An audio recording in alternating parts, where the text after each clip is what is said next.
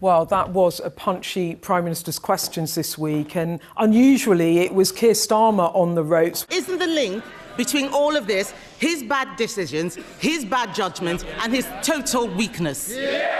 Kemi Badenoch pinned him on the issue of his ambassador to the US, Lord Mandelson, and his very uncomfortable relationship with the convicted paedophile Jeffrey Epstein. Let me start by saying the victims of Epstein are the forefront of our minds. He was a despicable criminal who committed the most heinous crimes and destroyed the lives of so many women and girls. Just to recap, there have been more revelations overnight in the US about contact and exchanges between Lord Mandelson and Jeffrey Epstein, and the relationship between the US ambassador and the convicted paedophile that went on after Jeffrey Epstein's first convictions in 2008. Lord Mandelson says he very deeply regrets the friendship, which he describes as an albatross around his neck. My knowledge of him is something that I regret. I wish I'd never met him in the first place. The Prime Minister clearly really uncomfortable about all of this, and so he should be, because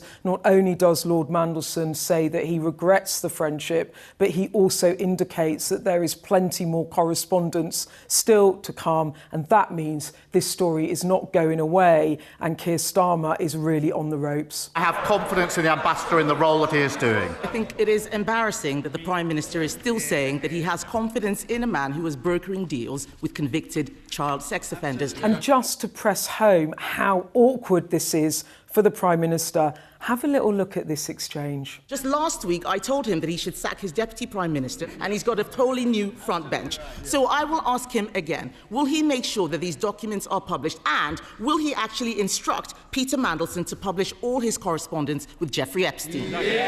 Mr. Speaker, I see she's finally catching up with the questions that she should have asked last week about the Deputy Prime Minister. I had to go back and look at that exchange again because I thought I'd misheard it. It was such an odd thing for the Prime Minister to say, criticising Badenoch for not asking him more questions about Angela Rayner's tax affairs at last week's Prime Minister's questions. It's a very odd way to deflect from the current situation he's dealing with, which is Lord Mandelson, and that suggests to me that that is a Prime Minister uncomfortable. That was probably a misstep, and the benches were stony silent.